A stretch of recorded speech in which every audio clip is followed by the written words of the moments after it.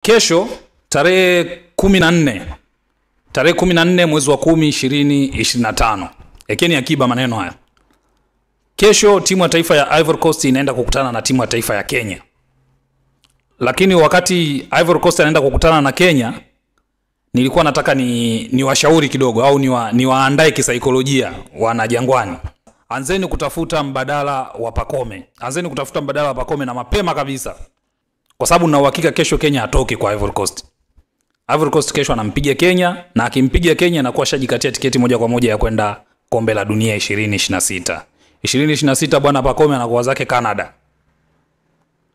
Na nina uhakika kule akifika atakutana na wazee wale wa McDonald, ligi ya wakulima, League 1.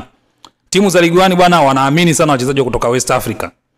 Yaani kama kuna tunaweza kusema ni chimbo lao. West Africa ni chimbo la ligi ya Ufaransa. Wachezaji wanaamini kwamba wachezaji wengi au wachezaji wazuri wako kule West Africa. Kwa hiyo kuna asilimia chache sana za Pacome kurudi Dar es Salaam endapo ataenda kushiriki michuano ya kombe la dunia Canada mwakani.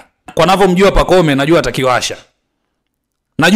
Ataonyesha uwezo, na akionyesha hata kama asipoonyesha uwezo, hata kama atakuwa bench, lakini klabu nyingi huwa zinakuwa na mascout wao wanaangalia sana, wanafuatilia sana kombe la dunia.